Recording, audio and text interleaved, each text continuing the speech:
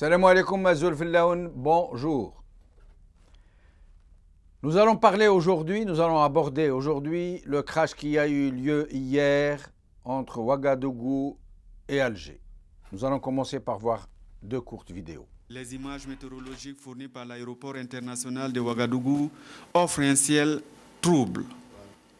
Selon les spécialistes, c'est un temps instable, dangereux du point de vue aéroport. Pour le reste, voici la trajectoire de l'avion fournie par les radars de la SECNA. Décollé à 1h17, il a changé de route peu après. Puis, il arrive ici où il veut dévier, sans succès. À ce moment-là, il était à 8000 mètres d'altitude, puis à 3000 mètres. Sa vitesse était à 800 km/h, puis à 400 km/h, puis rien. La zone orageuse qui se trouvait au-dessus du Mali au moment du crash s'étend sur des milliers de kilomètres du golfe de Guinée et le Sénégal jusqu'au Tchad. Un phénomène météo très fréquent cette saison. Ce sont des orages vraiment sur une ligne qui se forment avec la convergence des vents, des alizés qui se forment ici et qui donnent naissance à de gros cumulonimbus. Ce sont les nuages d'orage capables de mesurer des kilomètres de haut, plusieurs kilomètres de haut, parfois au-delà de 10 kilomètres. 10 kilomètres, c'est justement l'altitude à laquelle volent généralement les avions de ligne. Peu avant le crash, le pilote avait demandé à changer d'itinéraire, une procédure normale en cas d'intempérie. Aujourd'hui, nous allons voir Al-Watan, Ouagadougou, un crash, des interrogations. Le Parisien, en direct, Air Algérie, 54 Français à bord selon un bilan définitif. Le Figaro, en direct, crash du vol d'Air Algérie, aucun survivant. Le crash a donc a eu lieu en territoire malien, à quelques dizaines de kilomètres de la frontière avec le Burkina Faso. 118 morts selon certaines sources, aucun survivant. 116 selon d'autres. Le plus curieux est que c'est le président français qui communique. Le président français et les services de la présidence française. Les Algériens viennent juste de commencer par communiquer à travers le ministre des Transports. Une communication dont on ne comprend presque rien, de toutes les façons. Avec nous aujourd'hui, pour en parler, l'ex-commandant de bord Benchenouf Abdelouhab et une citoyenne algérienne, Souad de Bouzaria. Abdelouhab, bonjour, merci d'avoir accepté notre invitation. Oui. Alors, bonjour. Bonjour Abdelouhab. Alors, bonjour Jamal. J'aimerais comprendre une chose. Tout de suite, les gens se sont précipités pour dire « Ah, comme c'est une région de conflit, etc., c'est peut-être un missile. » Or, tout à l'heure, quand j'ai parlé avec vous, vous semblez exclure totalement cette éventualité. Exactement. Oui. Exactement. Alors, d'après vous, quelles sont les hypothèses plausibles? Oui. Alors, les missiles portables, SAM-6 portables, depuis très longtemps, j'ai une documentation, beaucoup de documentation dans ce sens-là. C'est exclu. Les portables, ils sont donnés théoriquement 3500 jusqu'à 4000 mètres d'altitude. Ils peuvent toucher un avion militaire. Mais un avion civil de croisière, c'est impossible. Je reprends. S'ils veulent descendre un avion à 10 000 mètres, il leur faut des rampes de lancement des missiles, des fusées plus puissantes, avec des radars guidés comme c'était au Vietnam, par exemple. Là, ils ont protégé Hanoï avec les mêmes missiles. Ils ont abattu des avions américains à 10 000 mètres et même 12 000 mètres. Donc les terroristes, c'est exclu. Ils ne peuvent pas avoir un radar et avec des rampes de lancement, avec des puissantes missiles, fusées, c'est impensable. Alors, définitivement. Alors, sinon, quelles sont les autres hypothèses que vous avancez? Voilà, je commence par deux choses graves. Soit une bombe transportée dans une valise où il y a le désordre dans cet aéroport, il n'y a pas de contrôle, il peut la régler avec un réveil. D'accord. Après le départ, s'il est sûr que l'avion parte à l'heure. Oui. Sinon, il y a un autre système avec un truc, un manomètre d'altitude. Dès que la pression diminue, arrive par exemple à 5 km, l'avion explose. La bombe explose. Donc, il y a, Ou bien, oui, et donc, il y a un kamikaze à bord avec son cabas, oui. il peut la déclencher quand il veut. Donc, il y a l'hypothèse, Ça, c'est soit d'une bombe au sol qui aurait été déposée parmi les bagages, soit un kamikaze. Ça, c'est une hypothèse. Et l'autre hypothèse, Une hypothèse. et l'autre Oui. hypothèse, celle L'autre, oui, je connais très bien l'Afrique. J'ai 3500 heures de vol uniquement en Afrique. Niamey, Luanda et c'est surtout la Guinée-Bissau. Le Mali est entouré par 8 ou 9 États. Il est frontalier à 9 États à peu près. La Mauritanie, l'Algérie, le Niger, Burkina Faso, la Guinée-Bissau. Il ne faut pas confondre la Guinée-Bissau avec la Guinée équatoriale qui est en bas, proche de l'équateur. oui. Et le Sénégal. Donc, cette région, c'est une région très dangereuse. Nous, on passe, à l'époque, quand j'étais commandant de l'Algérie, on passe 2 mois par an Oui. en Afrique, basé à Niamey. On faisait tous ces vols-là, Niamey, la Guinée-Bissau. À l'époque, c'était Louis Cabral qui était président de la République, juste au sud de Dakar, c'est-à-dire du Sénégal. Oui. Cette région, c'est vrai, surtout en ce moment, il y a des orages. Oui. Il y a des orages, des cellules orageuses l'une derrière l'autre. Moi, je dis l'erreur humaine. Oui. L'erreur humaine, comment? L'erreur humaine, c'est une décision erronée. Mais moi, je dis, à chaque fois, quand j'étais en Afrique, la seule chose qu'on contrôle à chaque fois, c'est moi qui contrôle, c'est le radar. Le radar, Météo, le radar météo, il faut le contrôler absolument. le radar qui Même se s'il trouve... y a une chaîne sur 1000 km. 1000 km, ce sont comme des cheminées, un cheminée derrière l'autre. Ça veut dire le radar se trouve... Alors nous, qu'est-ce qu'on fait? Oui. Il faut contourner les cellules orageuses. Ils sont donnés comment sur le radar? Ils sont donnés comme un halo brillant, un lion qui brille. Il brille, fortement brille, comme une pièce d'argent. D'accord. Et on passe sur compteur, on le voit noir. Un point noir au centre qui clignote. Il augmente, il diminue, il augmente, il diminue. Attention, c'est une cellule orageuse capable de mettre en péril n'importe quelle structure d'avion militaire ou civil dans le monde. Il n'y a aucun milieu. Parce qu'il y a des mouvements ascendants rapides et mouvements descendants. Avec des blocs de glace, même jusqu'à 50 kilos. Une puissance infernale. Donc, le commandant de l'avion, il a quitté Ouagadougou. Il pénètre, il rapproche, il était pratiquement parallèle avec la frontière du Niger. Quand il arrive à Gao, ou la région de Gao, devant lui, s'il a un problème technique, je parle technique, un problème technique à côté, il y a Bamako, c'est tout près, Bamako, Oui. où il fait demi-tour, où il peut, s'il pénètre en Algérie, il a un seul aéroport, c'est un seul devant lui, un peu Tamra, c'est un peu plus au nord, Oui. à l'est. Oui. Alors donc, je dis, l'erreur humaine, le pilote est obligé de suivre, de prendre le radar en conscience. Son radar, il fonctionne très bien, il ne peut pas y avoir du tout, il ne peut pas y avoir du tout. Il ne peut pas y avoir du tout d'accident, parce qu'il y a un bon radar, on contourne. Mais Abdelouab, est-ce que Oui. il est possible, est-ce qu'il est pensable qu'un commandant de bord puisse décoller sans contrôler son radar? Ah, moi, je l'ai toujours fait en Afrique. En Afrique, ça, c'est impardonnable. Impardonnable, il faut le faire. Moi, Mais ça peut arriver. En ce moment-là. Ça peut arriver que des commandants de bord ne le fassent pas?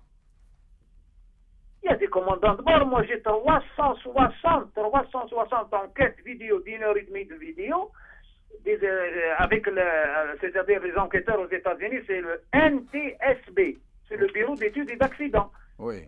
Alors, il y a des commandants de bord qui ont décollé en état d'ivresse. Il y a des commandants de bord qui ont décollé, qui n'ont pas dormi toute la nuit dans les dancings. Il y a des commandants de bord qui ont des problèmes, ils n'ont pas dormi. Tout ça, c'est des accidents d'avion. Moi, j'ai plus de 360 accidents dans ce genre-là. Abdelouab, Quand il comprend Abdelwahab, qu'est-ce qui se passe lorsque cet appareil est entré dans le cumulonimbus? Qu'est-ce qui se passe? Il reçoit des blocs de glace? Ah, cumulonimbus, le DC9, c'est vrai, ils avaient des problèmes avant avec la glace à l'Alaska. Oui. Avant de décoller, il y a une couche de glace, de neige qui sur les ailes. Après le décollage, ils ont fait beaucoup d'accidents. Il y a un qui est tombé dans une rivière juste à côté, il a heurté le pont, 154 morts, c'est un DC9. Et un autre, à une altitude trop altitude, les volets sont coincés, il a fait un accident parce que c'est la glace, mais ce n'est pas le cas en Afrique. En Afrique, il n'y a pas pas en Afrique. Mais dans les non, ce n'est pas le cas. Mais dans le cumulonimbus, il y a de gros blocs de glace. Vous nous avez dit qu'ils peuvent atteindre 50 kilos. Le cumulonimbus, il faut l'éviter par tous les moyens. Même un avion solide, les avions solides des États-Unis ne peuvent pas pénétrer là-dedans. Quand un avion pénètre là-dedans, surtout un avion de ligne, et il est pulvérisé, il est disloqué complètement. Comme une bombe. Restez avec nous, Abdelwahab. On revient vers vous dans quelques instants. Souad de Bouzerria. Oui, bonjour. Bonjour Souad, merci de nous avoir rejoints. Alors, moi, la question que je voudrais vous poser, en tant que citoyenne algérienne, est que cet avion est sous souveraineté algérienne. C'est un avion de la compagnie Air Algérie, même s'il a été affrété auprès d'une autre compagnie, Swiftair en l'occurrence. Or, qu'est-ce qu'on a vu hier et aujourd'hui? C'est le président de la République française qui communique au sujet de cet accident.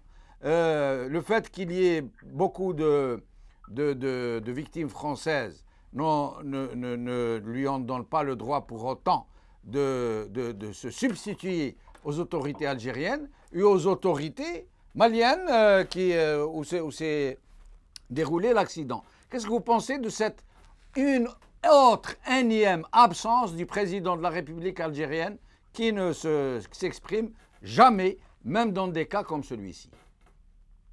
Eh bien, à mon avis, tout d'abord, bonjour à vous tous. Bonjour. À mon avis, le président français n'a aucun droit d'intervenir. Je pense que l'avion appartient à Air Algérie. Donc, c'est l'Algérie qui doit prendre responsable de l'enquête et de voir la situation comment l'avion a pu avoir un accident et comment ça est arrivé.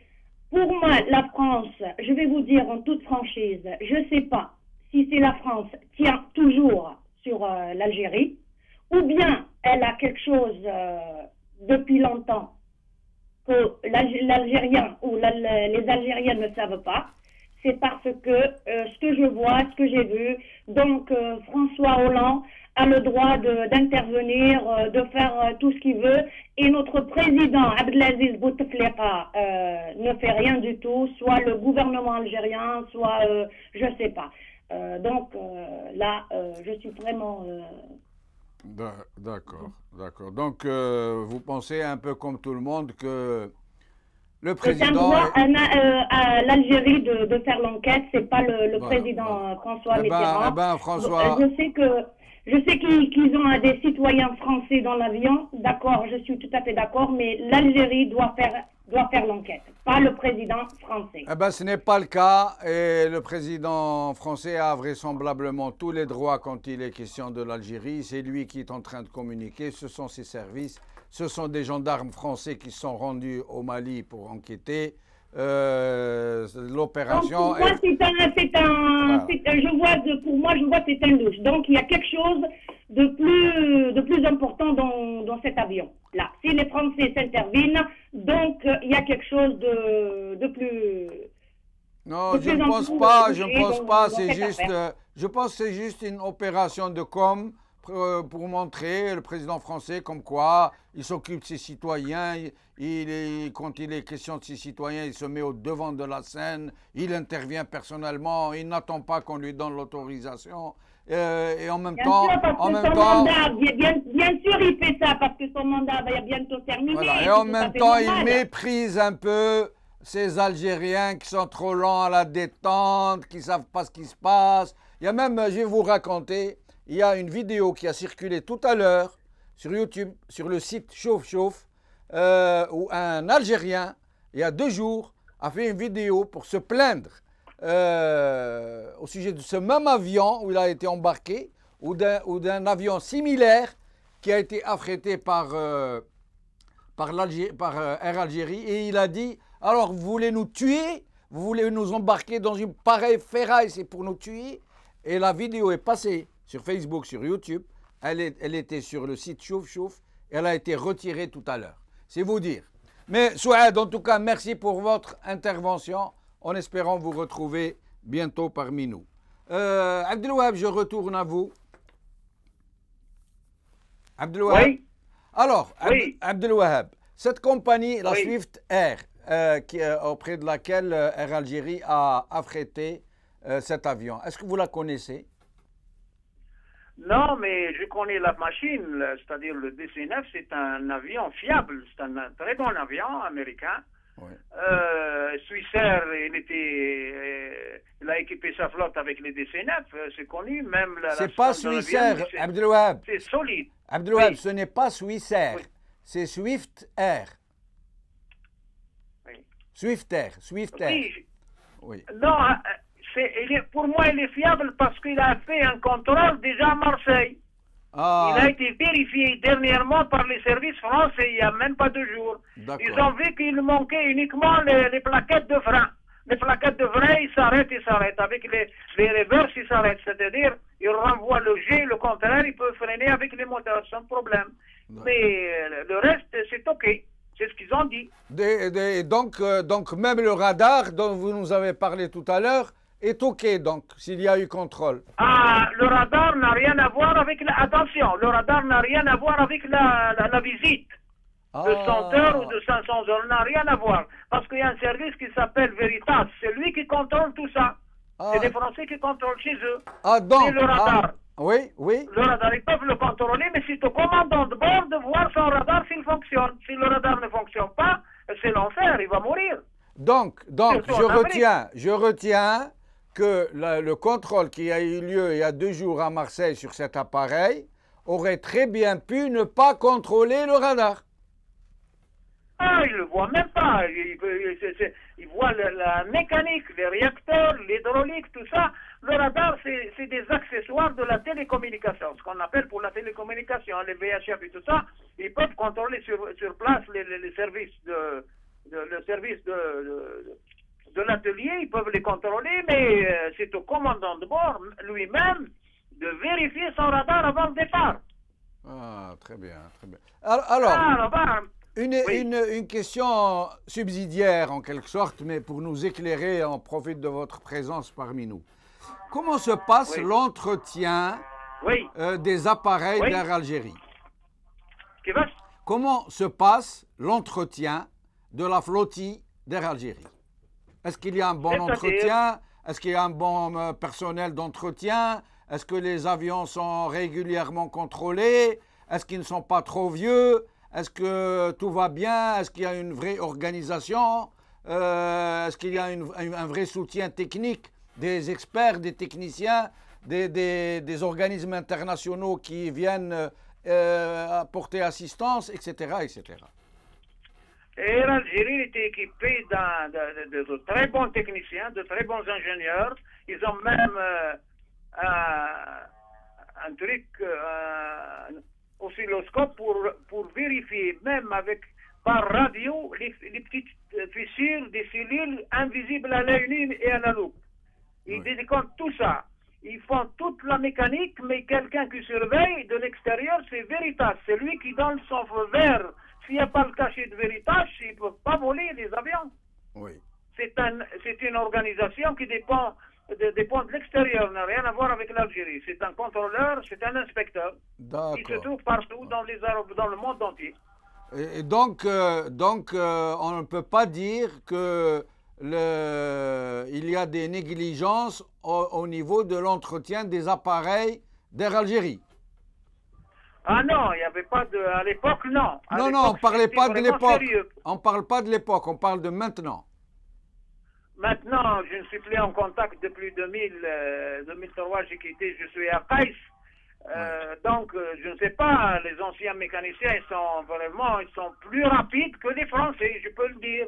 On a changé un réacteur après 3 heures de temps. Chez les Français, ils demandent 24 heures. Ce sont des gens qui travaillent vite et travaillent sûrement. C'est des bons techniciens. Maintenant, le temps a changé. Oui. Et je vais vous dire une chose, il faut le mettre en tête une fois pour toutes. Les anciens avions, par exemple, de 1981, 81, 82, c'était des Boeing 737-200, 727, ils sont plus fiables que les récents, les derniers nés, là, c'est ce qu'ils appellent. Ils ont un équipement électronique sophistiqué, mais quand il y a une petite panne, par exemple, des pitot, il y a un Airbus 380, le dernier né, en direction de l'Australie, il a perdu le pitot, je ne sais pas quoi, et la vitesse est au maximum, il lui demande attention, il faut accélérer. Quand la vitesse, l'avion va décrocher, il lui dit il faut décrocher encore. Alors c'est informatisé. L'informatique, le pilote ne peut pas suivre tout. Mais chez nous, était clair et net. Avec un 727 à l'époque, 37, avec un bon radar, il peut aller n'importe où, avec même les cellules orageuses, il y a un radar pour les contourner. La première fois où j'ai affronté un cumulonimbus, des cellules orageuses importantes, 45 km d'altitude, au-dessus de Franceville, avec un radar, on le voyait surtout de nuit, à 300 km on le voit, à 300 km. Mais avec le radar, on contourne, il faut pas s'approcher du tout. Ils peuvent mettre en péril n'importe quelle structure d'avion. Alors, par exemple, à Air Algérie, ils ont perdu un avion au mois de décembre 1969. Moi, je suis venu d'Oran vers Alger, des cellules radio partout en Méditerranée. Ils envoient un avion sans radar, il a été pulvérisé, disloqué, ils ne l'ont pas trouvé jusqu'à demain. Voilà. Alors, on profite de votre absence et il ne nous reste plus beaucoup de temps, à peine 5 minutes. On a trouvé la boîte noire. Ils ont annoncé que la boîte noire a été trouvée. Alors, expliquez-nous ce qu'est une boîte noire et qu'est-ce qu'ils vont y trouver. Il y a en réalité la boîte noire, ça s'appelle Flight Recorder. S'il n'est pas noir, il est orange. Ça brille. Et orange pour détecter, par exemple, un avion qui fait un amérissage, on peut le trouver facilement. Il brille, il est orange. D'accord. C'est un indicateur de premier ordre. C'est-à-dire, dès qu'on met en route les moteurs, ils donnent la pression d'huile, le carburant, tout est normal, l'électricité, tout. La montée, la descente, ils donnent tout. C'est comme il était pilote avec nous. Et il y a une erreur de pilotage, il est détecté là-bas. Et il enregistre. Est-ce qu'il enregistre les conversations des pilotes avec les tours de contrôle, etc.? Non, ça c'est à l'extérieur de l'avion, c'est dans la cellule. Mais au poste de pilotage, on a un enregistreur phonique. C'est-à-dire, il enregistre ce qu'on dit, ce qu'on parle, on discute par le moment. Nous, on plaisante, on dit des mots comme ça, on plaisante. Il prend l'enregistrement pendant 30 minutes, tac, il revient, il faut prendre 30 minutes, à chaque 30 minutes, il efface tout, il revient à zéro. Là, oui, il peut enregistrer la communication entre la tour et nous. Et donc, il peut même les alarmes, quand il y a une alarme, il la détecte, on l'entend, pip, pip, pip, pip, pip, pip, et c'est enregistré. Ça fait 2 choses, phonique et Flight Recorder à part, ce que vous appelez la boîte noire. Alors, il est orange. Il y a un autre système avec le DC-9 là. Il a un autre émetteur détectable de détresse. Il est détectable par les satellites Pléiades. Les satellites, il est détecté. Il peut trouver où il se trouve. Même avec un grand choc, même avec une température élevée, il le détecte facilement. Ils ne l'ont pas détecté, je ne sais pas pourquoi. Et maintenant, s'il est question de négligence, d'erreur humaine ou de défaillance du radar dont vous nous avez parlé, donc ça va se savoir dans la boîte noire, dans le détecteur, le flighter détecteur. Là, non, le flight détecteur, le radar, c'est le commandant de bord. Je dis erreur humaine, si le commandant de bord voit au radar une cellule orageuse, il doit la contourner. Non, je me suis mal expliqué. Ça veut dire, dans la boîte noire, maintenant, quand ils vont l'ouvrir, ils vont savoir si le commandant de bord a été coupable d'une erreur humaine ou si le radar ne fonctionnait pas. Ah non, ça n'a rien à voir avec ça. C'est tout ce qui concerne la technique, l'avion, les moteurs, tout ça, la vitesse, la montée, tout ça, il est détectable. C'est un indicateur de parfait. Mais le radar n'a rien à voir avec ça. Le commandant de bord, s'il n'a pas de radar, c'est très grave. Parce qu'il sait maintenant, il y a des orages, des cellules sur 1000 jusqu'à 2000 km. Jusqu'à 2000 km, c'est une cellule orageuse, l'une derrière l'autre. Et il peut arriver qu'un avion n'ait pas de radar? Ah, il ne peut pas voler, c'est impensable. Et exclu. Pourquoi? On ne peut pas voler en dessous d'une cellule orageuse, Oui. ni au-dessus. Oui. Au-dessus, c'est impossible d'arriver en Afrique, impossible.